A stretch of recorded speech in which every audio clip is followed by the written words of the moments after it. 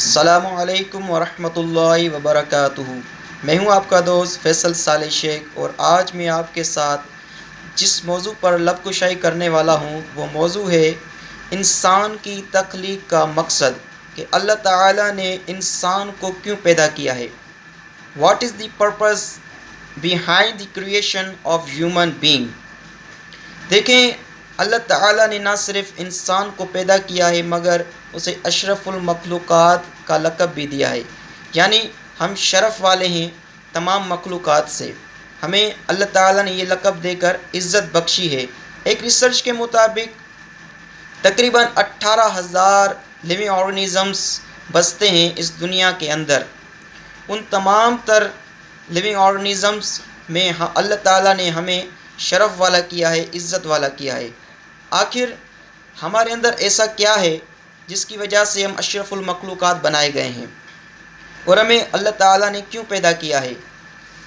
دیکھیں، سورہ اعراف جس کا دوسرا رکوع ہے، اس کے اندر اللہ تبارک و تعالیٰ ایک مینشن کر رہا ہے ایک اسٹوری کو، جس میں اللہ تعالیٰ انسان کی کریشن کے بارے میں بتا رہا ہے کہ جب اللہ تعالیٰ نے آرڈر کیا فرشتوں کو کہ آپ مٹی لے کر آئیں، میں انسان پیدا کروں گا، اپنا خلیفہ بھیجوں گا دنیا کے اندر، تو فرشتوں نے کہا مولا یہ تو خون ریزی کریں گے، فساد پھیلائیں گے دنیا کے اندر، تیری دنیا کو خراب کریں گے، تو اس کو تو کیوں بنانا چاہتا ہے، اس انسان کو کیوں پیدا کرنا چاہتا ہے۔ تو اللہ تبارک و تعالیٰ نے کہا کہ جو میں جانتا ہوں نا وہ تم نہیں جانتے، جو میں جانتا ہوں تم نہیں جانتے۔ اللہ تبارک و تعالیٰ نے جب حضرت آدم علیہ السلام کو پیدا فرمایا تو ان کو کچھ ناموں کا علم سکھایا، کچھ نام سکھائے، کچھ چیزوں کے نام سکھائے۔ تو ایک مرتبہ اللہ تعالیٰ نے فرشتوں کو اکٹھا کیا اور پوچھا کہ بتاؤ یہ جو پڑھ کر بتا رہا ہے، یہ جو نام تم کو پڑھ کر بتا رہا ہے، کیا تم بھی اس کو پڑھ سکتے ہو؟ تو فرشتوں نے جواب دیا مولا ہمیں تو یہ سمجھ میں نہیں آ رہا ہے، پتہ نہیں کیا ہے، اور ہم اس سے پروناؤنس کرنے سے قاصر ہیں، ہم اس کو پروناؤنس نہیں کر پا رہے۔ تو اللہ تعالیٰ نے کہا کہ کیا میں نے تم کو نہیں کہا تھا کہ جو میں جانتا ہوں وہ تم نہیں جانتے۔ دیکھیں، اب ہمیں یہاں سے کیا پتہ چلا کہ انسان کو شرف ملا اس وجہ سے، علم کی وجہ سے، کیونکہ جو علم انسان کے پاس ہے وہ کسی بھی مخلوق کے پاس نہیں ہے، کسی بھی مخلوق کے پاس نہیں ہے۔ انسان کی زندگی کا مقصد کیا ہونا چاہیے؟ انسان کی زندگی کا مقصد کیا ہونا چاہیے؟ بار بار یہ آیت آپ نے سنی ہوگی کہ وما خلقت الجن والانس الا لیعبدون، کہ اللہ تعالیٰ نے انسان کو اور جنوں کو اپنی عبادت کے لیے پیدا فرمایا۔ ہم اس کے انکاری بالکل نہیں ہیں، کیونکہ اللہ تعالیٰ کا فرمان ہے۔ بے شک ہم اللہ کے بندے ہیں اور اس کا ہم پر یہ حق ہے کہ ہم اس کی عبادت کریں، کیونکہ وہ ہمارا معبود ہے۔ مگر ایک سوال اور بھی ہے۔ سوال کیا ہے؟ سوال یہ ہے کہ کیا انسان کی کہانی عبادت پر ہی ختم ہو جاتی ہے؟ کیا عبادت ہی سب کچھ ہے؟ میرے کہنے کا مطلب یہ ہے کہ انسان کی زندگی کا مقصد فقط عبادت نہیں ہے، عبادت کے علاوہ بھی کچھ ہے۔ دیکھیں، انکاؤنٹیبل اینجلس یعنی ان گنت فرشتے کائنات کے اندر موجود ہیں جن کا شمار اللہ تعالیٰ کے سوا کوئی جانتا ہی نہیں، اور وہ دن رات سجدوں میں اللہ تعالیٰ کی پاکی بیان کرنے میں، اللہ تعالیٰ کی عبادت کرنے میں مصروف رہتے ہیں۔ تو دیکھیں، یہاں یکسانیت ہے۔ یکسانیت کیا ہے؟ کہ ہم بھی عبادت کر رہے ہیں اور فرشتے بھی عبادت کر رہے ہیں، جن بھی عبادت کرتے ہیں، کائنات کی ہر چیز اللہ تعالیٰ کی عبادت کرتی ہے، کائنات کی ہر چیز اللہ تعالیٰ کی عبادت کر رہی ہے، اور ہم بھی عبادت کر رہے ہیں۔ تو ہم شرف والے کیسے ہوئے؟ یہاں تو سملیرٹی ہے، ہمارے ایکشنز کے اندر سملیرٹی ہے، تو ہم شرف والے کیسے ہوئے؟ دیکھیں، اللہ تعالیٰ نے قرآن مجید کے اندر سورہ حشر کے اندر فرمایا ہے کہ لو انزلنا هذا القرآن على جبل لرأيته خاشعا متصدعا من خشیۃ اللہ، جس کا مفہوم یہ ہے کہ اے نبی اگر ہم اس قرآن کو پہاڑ کے اوپر اتارتے تو تم دیکھتے کہ اللہ کے ڈر سے، اللہ کے خوف سے وہ جو ماؤنٹین ہے، وہ جو جبل ہے، ریزہ ریزہ ہو جاتا، ٹکڑے ٹکڑے ہو جاتا اس کی خشیت کی وجہ سے، من خشیت اللہ۔ تو دیکھیں جو اتنی مضبوط تخلیق ہے، جو پوری دنیا کو سمیٹے ہوئے ہے، یہ میخ ہے، جو ماؤنٹینز جو ہوتے ہیں، جبل ہوتے ہیں، یہ میخ ہیں جو تھامے بیٹھے ہیں پوری دنیا کو، پوری ارتھ کو، ورنہ یہ پوری دنیا تھرتھلے میں آ جائے۔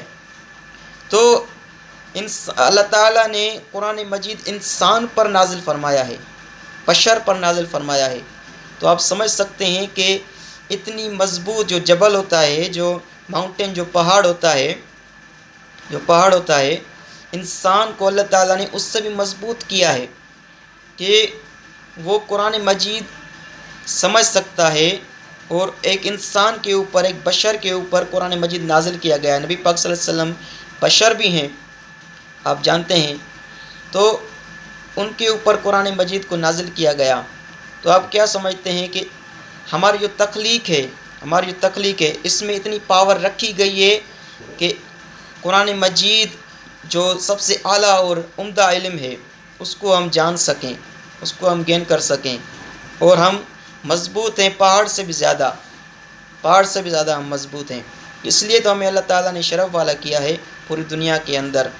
اور اس کے علاوہ اللہ تعالیٰ نے ہمیں منتخب کیا ہے ایک کام کے لیے۔ وہ کام کیا ہے؟ وہ کام یہ ہے کہ کائنات کی کوئی بھی مخلوق وہ کام نہیں کر سکتی۔ وہ کام کرنے سے اللہ تعالیٰ نے جو بھی مخلوق پیدا کی ہے سوائے انسان کے، وہ اس کام کرنے سے قاصر ہے۔ وہ کام کیا ہے؟ وہ کام ہے اللہ تعالیٰ کی نشانیاں۔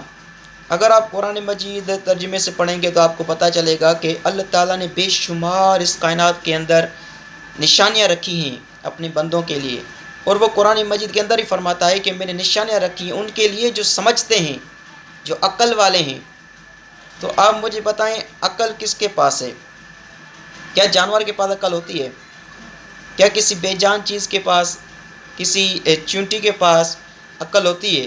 یا عقل والوں سے مراد ہم انسان ہیں۔ یعنی اللہ تعالیٰ نے ہمیں منتخب کیا ہے کہ ہم اس کی کائنات پر، اس کی تخلیقات پر غور و فکر کریں اور دیکھیں کہ اس نے کیا کیا بنایا ہے، اس کی کیا کیا نشانیاں ہیں، کھوجنا کریں، ریسرچ کریں، جو آج کل سائنس کر رہی ہے، ریسرچ کر رہی ہے۔ تو اس لیے جو سائنٹیفک علم ہے، سائنٹیفک جو نالج ہے، وہ انسان کی زندگی کا ایک اصل مقصد ہے، ایک بہت ہی اہم پہلو ہے۔ اس لیے نہ صرف آپ دینی ریلیجیس ایجوکیشن دیں، مگر اس کے ساتھ ساتھ سائنٹیفک نالج کو بھی انہانس کریں، کیونکہ یہ بھی ایک قرآن مجید کا ہی علم ہے، یہ بھی ایک قرآن مجید کا اہم علم ہے۔ اس لیے آپ جب نشانیوں کو ڈھونڈنے نکلیں گے نا، اللہ تعالیٰ کی نشانیوں کو، تو آٹومیٹیکلی آپ سائنٹیفک پاتھ پر آ جائیں گے۔ یا آپ آبزرو کر کے دیکھ سکتے ہیں دنیا کو، کائنات کو، جیسے ایسٹرونامرس ہیں، انہوں نے کائنات گھومی ہوئی ہے، خلا گھومی ہوئی ہے، انہوں نے اللہ تعالیٰ کی نشانیاں دیکھی ہیں، گیلیکسیز دیکھی ہیں، پلینٹس دیکھے ہیں، سیارے دیکھے ہیں، پتہ نہیں کیا کیا چیزیں انہوں نے انوینٹ کر لی ہیں۔ تو اس لیے ہم مسلمانوں کا کام نہ صرف قرآن مجید میں موجود ایمانیات پر ایمان لانا ہے، اس کے ساتھ ساتھ سائنٹیفک اور ریسرچ ورک بھی کرنا ہے۔ یہ انسان کی تخلیق کا اصل مقصد ہے جو ہمیں ضرور کرنا چاہیے۔ ہمارے بہت سارے نوجوان اس سوال پر کنفیوز ہیں کہ اللہ کے نبی نے فرمایا کہ علم حاصل کرو، یعنی علم حاصل کرنا ہر مسلمان مرد اور عورت پر فرض ہے۔ تو کون سا علم، دینی یا دنیاوی؟